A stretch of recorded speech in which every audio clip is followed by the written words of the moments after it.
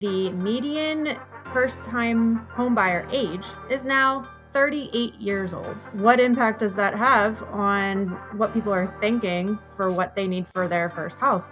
I don't believe most of these statistics do. I just don't think it really quantifies what someone should do.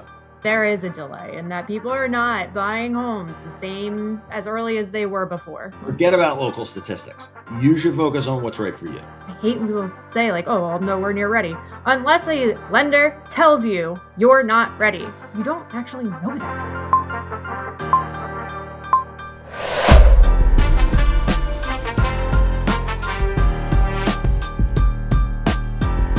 Welcome back to Moving Sucks. We're just gonna do it. We're just gonna do it.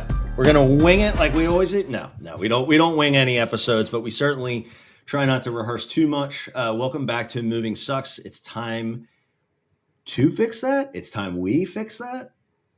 Either one works. It's different this time. Yeah, it's different. It's different. This one says we, but I sent it's two. It's two. At this part, but we need to figure that out. We have to talk to our editor about that. Damn it, Eunice. So, all right, what are we talking about today?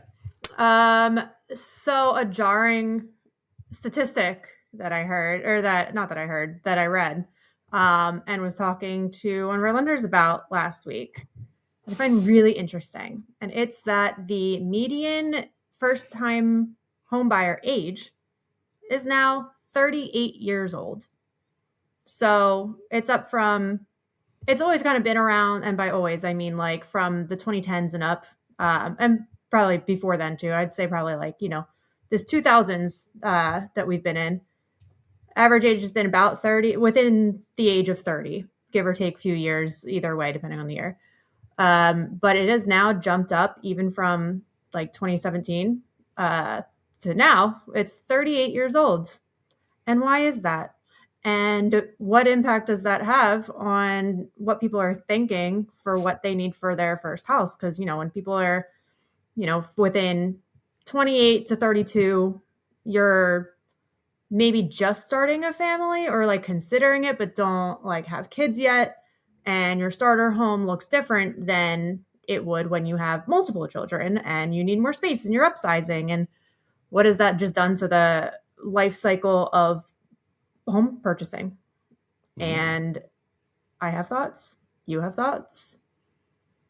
Well, let's go with our theories. Let's have some fun here, and let's have some theories about why we think that the price or the age of the first-time home buyer has been pushed back so far. Okay. Oh, I mean, there's my favorite rant to go on, and that's the scam that is higher education. We did everything we were told to do. Wow, dude, you are jumping right into the deep end of the pool with us. Not even 2 full minutes in, and here we are. No, but like, okay, we did. So this is really, we're talking about the millennials demographic this is really affecting. And, we did everything we were told. We graduated, went to college, took out the loans to get the degree, to get jobs, promised jobs, to, pay them what we needed, and then didn't. And then are now stuck with the student loan debts that the amount that we would be using to pay for mortgage is now being spent to pay back student loans. And, coming out of deferment and now being stuck with this payment, it feels like, okay, well, I got to deal with that first before I can even consider buying a house, and then having to wait that out. And, I think that has a lot to do with the affordability. Then there's the affordability as a whole. You got to work at the point I was making last week when I was talking about this was that people are, out of college, and you do get a job. That's awesome. But you're, entry level. And now with the price of home, the salaries have not increased at the same rate that the home prices have. So now the salaries that people are getting, like, you're not making enough at like 25, 26, 27 years old. You're not making enough to be able to qualify for the same home that you could have gotten 8 years ago. So now you're having to stay in your job longer, work up that career ladder longer to get that higher raise and make that higher salary to then be able to qualify for the starter home. Mm-hmm. That's my take. Okay. I want to just lay out just a general thing. As I have gotten more experience in real estate over the last 10 years, I don't believe most of these statistics, dude. I just don't. I just They're all just numbers out of a hat. I They just don't think really that mean anything. it goes back to my whole thing about national statistics. Like it Yeah. doesn't make. I just don't think it really quantifies what someone should do. I don't think it should speak to what people should think.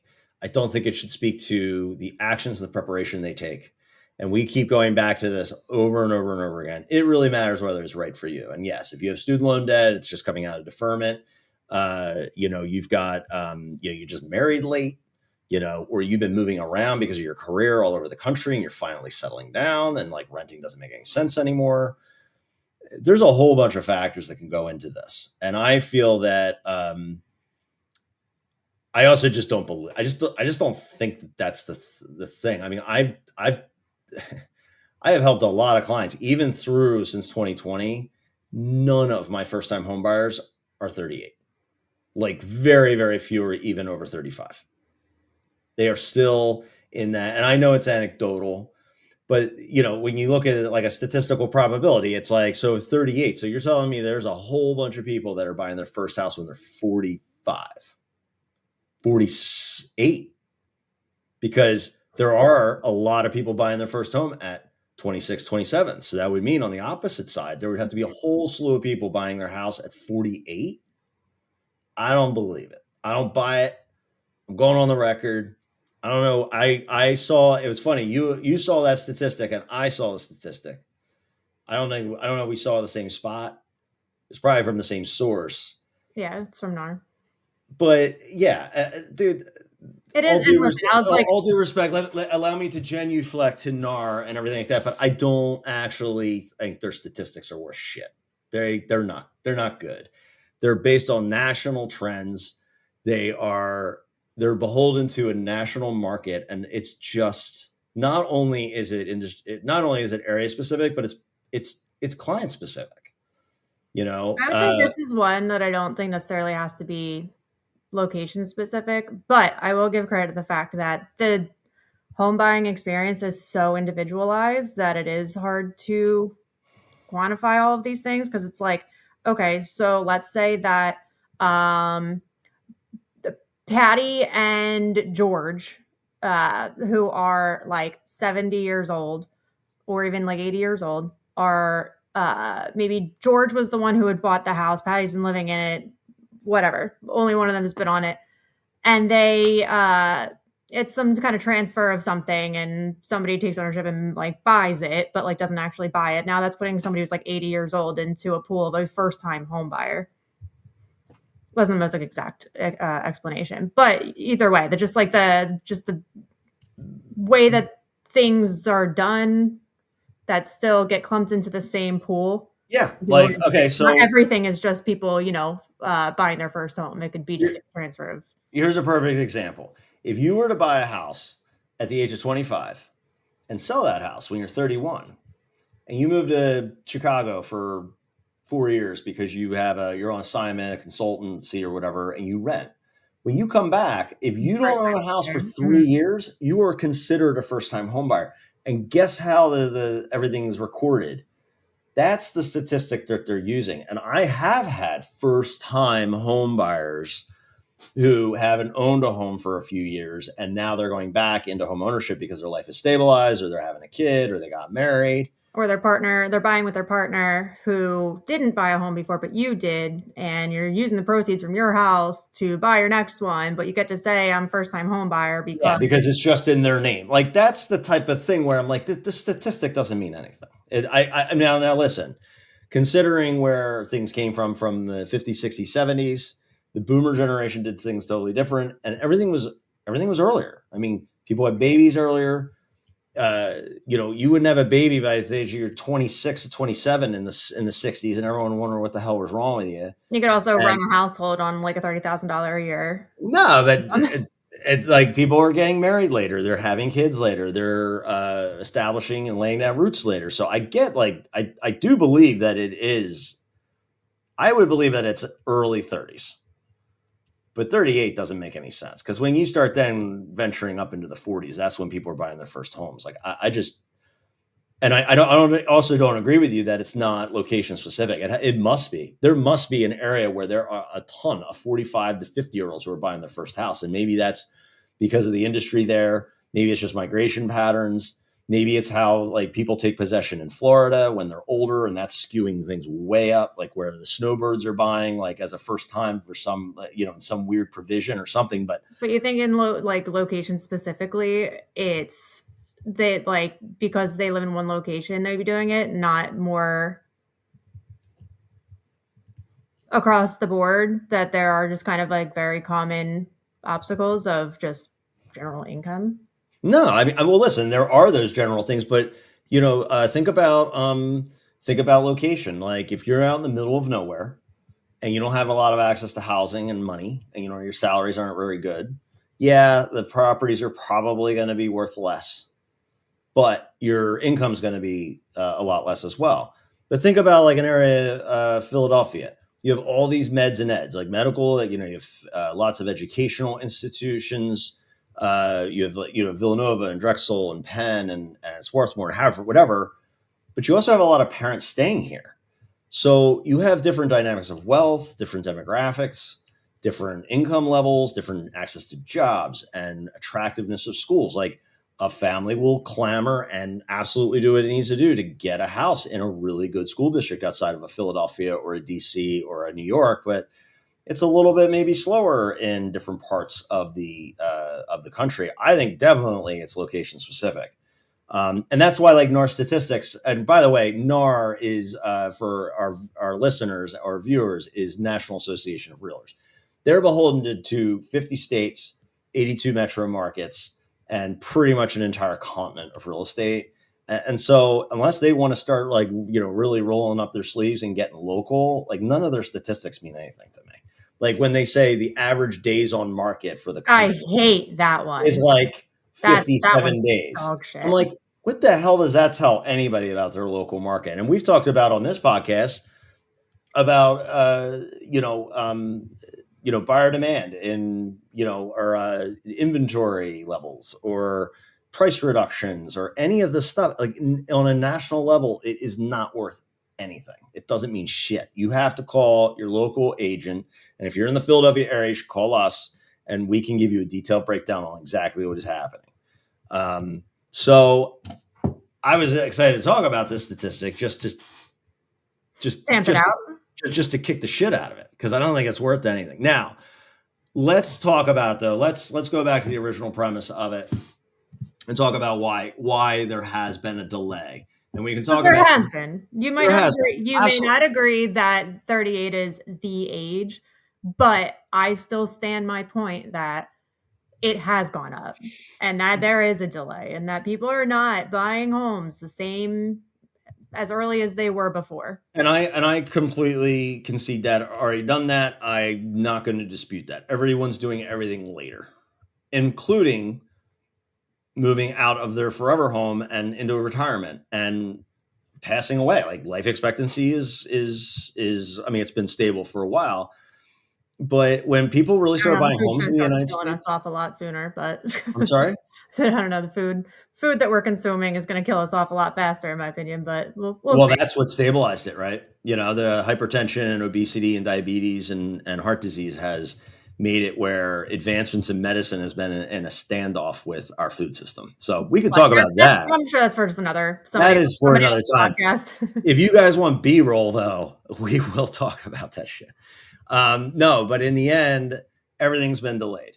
The whole the whole timeline of This adulthood or invisible whatever. timeline, this fake made up timeline that society makes us think that we're in that doesn't actually mean anything. Yeah. So in 1973, and I'm All not right, going. so that's where we're going to start losing people. No, But no, no, no, no, no. This is a really good fun fact. In 1973, wages started falling behind price of goods and services and homes. 1973. So this has been a really long period. Okay. This has been about 50 some years where the price of things, inflation has outstripped people's ability to keep up. And then you throw COVID in where you have a big ramp up in pricing that kind of like tossed a drowning man in a cinder block, if you will. So that has delayed people's decision making. But we keep coming back to this theme is it really is individual specific. I mean, forget about like, hey, is this neighborhood? What are the days on market in this neighborhood? Forget about that.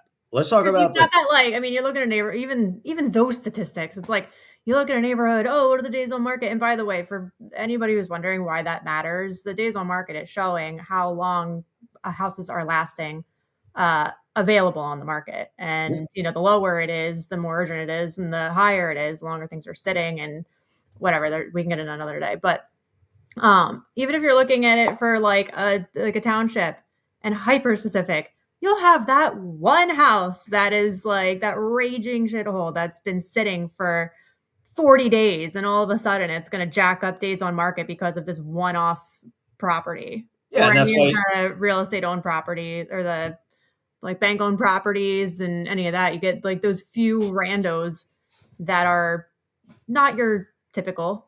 yeah, They're going to jack it and up. that's why you need a local agent to be able to go through it all with you and say, yeah, don't worry about this, because even appraisers when they go in, they're not gonna look at it. It's if there's extenuating circumstances, but But back to the point of no, no, no, we're no, getting no, no, going. no, no. You totally hijacked my point, Oh, sorry, went on a and tangent it about is the only in market. my brain for another like 10 seconds. So allow me to elaborate. Yes, Grandma. Forget about local statistics. You should focus on what's right for you. And we always come back to that. We always come back to this idea of, is it the right time for you? Forget about what your friends are doing. Forget about what your parents did. Forget about what your parents are saying.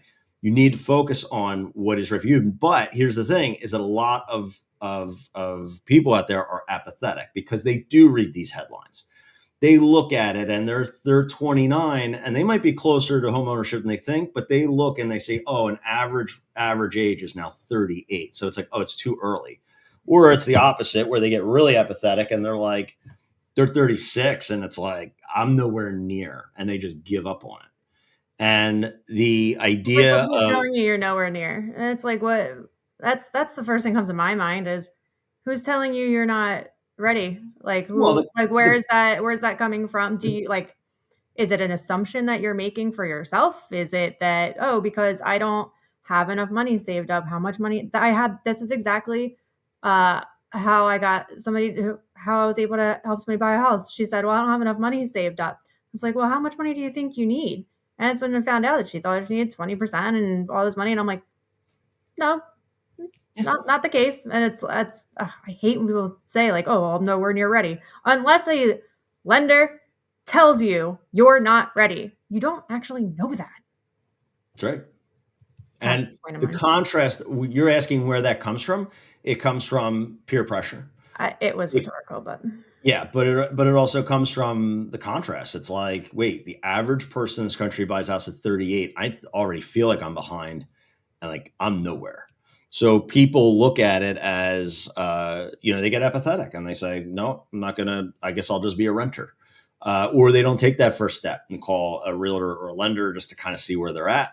Or you're right, they like, well, I don't have 20% down. It's like you don't need 20% down. Hey Jen, do you need 20% down to put on a house? no, if, no.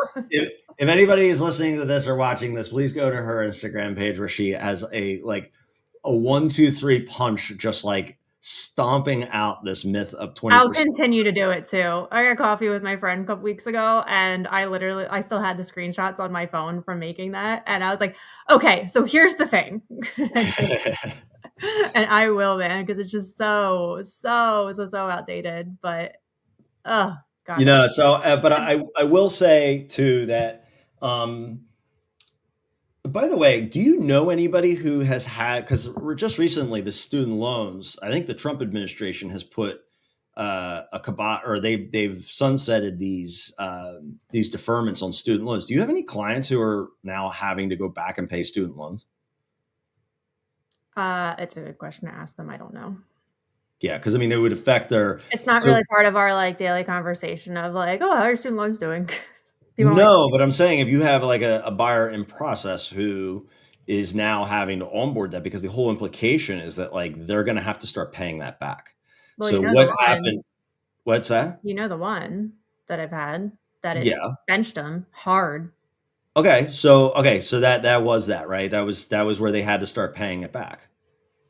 It was also discovering them too, but Was discovering them too, but having to no. consolidate So them and come up with plan that's a whole that's in progress. But here's the thing. So here's a good lesson for anybody. This is a situation. There's student loans became, and I will say, of all the years that I've been doing this, student loans have only become an issue with buyers twice um, thus far. And this time, it took them out of the running. They ended up having to get sidelined. It took them out of their qualification, but we're not just like cutting the line and being like, sorry for your loss, see ya, and like kicking them to the curb. It was like a follow-up call with our lender to re-strategize, came up with timelines of when to check back in, what to do to be able to get them back on the road of qualification with these obstacles. And it goes to 20% down. It's like when things change in the market, so everything will change with it. Like lending evolves with it, like practices evolve with it. When things change, so do we, so we can keep up with it. So it's like, these student loans, if they're an issue, okay, we make a game plan around it and we're going to come up with solutions to evolve around it. When the 20% down, that changed. Lending changed too. Lending then made it possible to be able to buy a house at 3% down and 3.5% down and mhm. 0%. But again, I said before, we're not in that world yet here. It would be nice though. All to say, like, we all strategize and change and shift as things shift and move. If we Yeah, stayed still when things were to change, then nothing would get accomplished. People are still buying houses. We're still very busy. yeah, So yeah. And you're absolutely right. It's just it's an added wrinkle, another thing to prepare for. It's the same thing as like, having a third kid, fourth kid, whatever, or uh-oh. got laid off, or my That's a my bigger obstacle.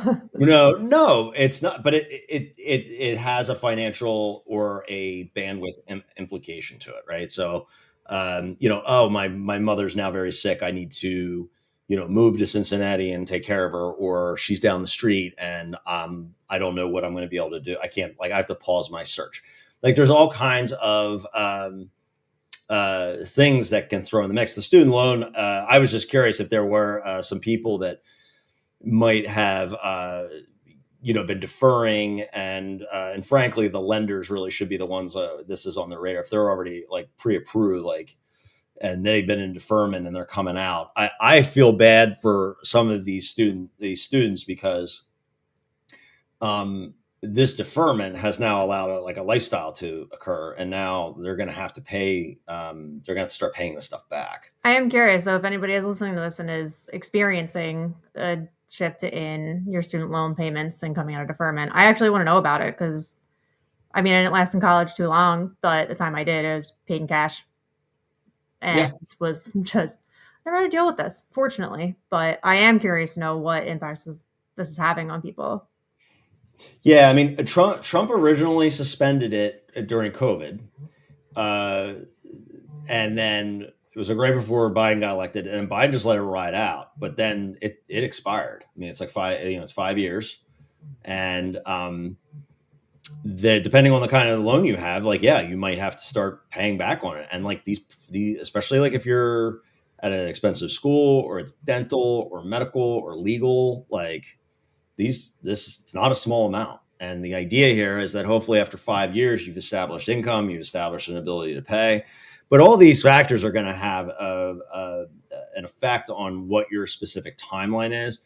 But I would urge anybody who wants to buy a house in the next 3 to 4 years that they have a conversation with a lender to get a baseline, because it's going to affect on what you pay, how much you pay.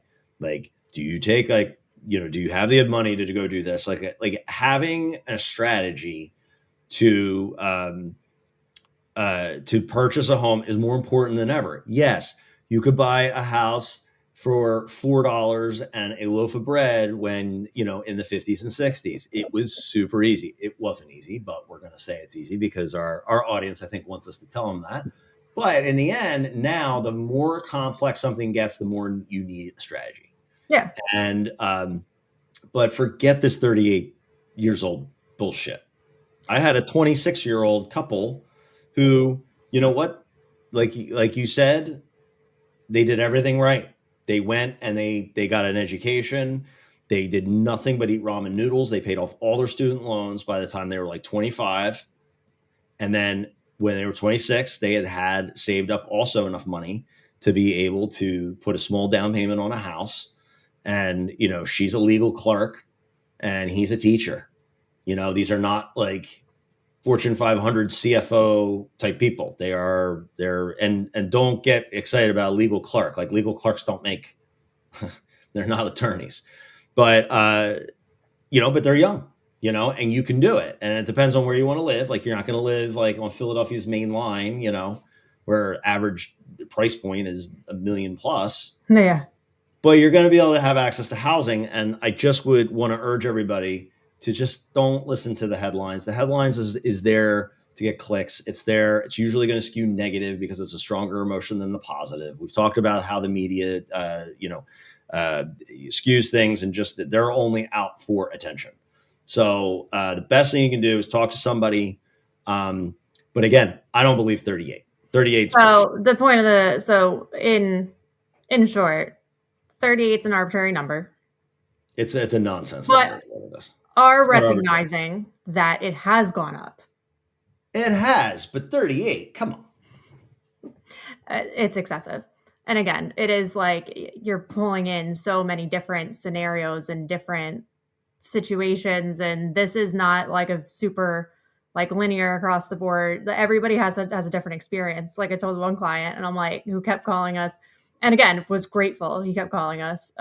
Anytime somebody would tell him something that it's like, oh well, why isn't this and this happening? This should be happening, and like out of good intent, trying to guide him, and he would call me and be like, is it like normal that like such and such isn't happening? And I'm like, the best advice I can give you is to not listen to anybody else. This is your experience, and every experience is so much different than the other. Yep. There's different finances involved. There's different deals that are involved. There's different types of contracts.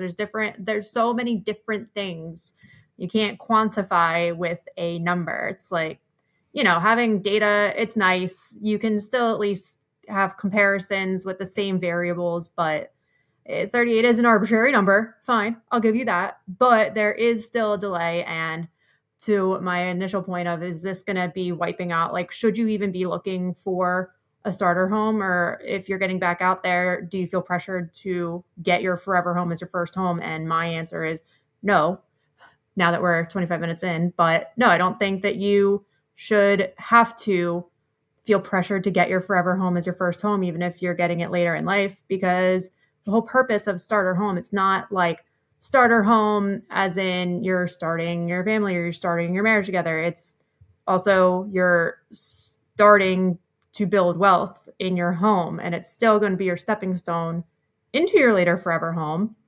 And you'll be able to kind of save that money that you would have been putting towards that larger forever home, putting the equity into your starter home to then, if you're going to turn around a few years to sell, that's how you make decisions accordingly. But like, just because you're purchasing later in life doesn't mean that you need to give up the starter home. It is still your stepping stone to be able to ultimately get what you want without feeling so strapped. Yeah. Yeah. And, the idea of a starter home really came from the idea of much more traditional, like, kind of methodology and like how people put their lives together. So, you met, you dated, you got married, you bought a house, you had some kids. There was like a very kind of like linear progression. People are doing all kinds of shit now. I mean, like unmarried, one owns a house, the other one doesn't. They sell that house and they buy a frickin' forever home. So like my clients Ryan and Laura, she owned a condo. She bought it in 2017. Last year we sold it. Ryan had rented. Yeah. I remember. He was an oncologist. Why? What's wrong with you? No. I remember that condo that you sold for Laura. Oh yeah, that's right. Yeah, sorry you got crowded out. You didn't pick my offer for, but it's okay. Hey, what can I say? And then he had rented. He was an oncology resident, and they bought their forever home, and it was like a $885,000 house, and like technically he was a first time home buyer, and but people are doing all different kinds of shit because of that creativity you're talking about, and you need, so I would urge everybody to just not worry about National Association of Realtor statistics first. I think that they're doing their job. They're doing what we spend all of our money. It's irrelevant, man. It's dumb, and they're already on every realtor shit list anyway. So, but in the end, like, don't worry about these articles that say this is what the average is, this is what you should be doing, everything like that. There are times when we're going to tell you to wait. There are going to be times when we're going to say, you know what, this is more doable than you think, or even more like you guys really should do this now, especially for people who are approaching retirement. You want to buy that house now and have that loan casted on the terms of you making income, because you are not allowed to ask about retirement. Lenders can't ask you technically, hey, how much longer are you going to work? Oh, but they can ask about pregnancies? Yeah, they can. They can ask about maternity leave. Yeah. So it's considered a risk factor, but they can't say, well, no, we can't. What? So is retirement. I know. I know. I can go an entire rant on how I feel about that, but we'll reserve that for another day. That's a totally different topic. Let's unpack that, Jen, on another episode. Yeah. All right, guys. Well, we'll leave you with that, but leaving you just totally with our take, which is a take that we have all the time. It is up to you, your situation. Don't listen to Uncle Bob. Don't worry about what your college roommate did. Don't worry about what your neighbor, your coworker did. Focus on yourself and what's best for you. And sometimes that means wait. Sometimes that means buy or sell. And it doesn't matter how old you are. Time's not real. Time's not real. Nope. It's all made up. All right. See you guys. Bye.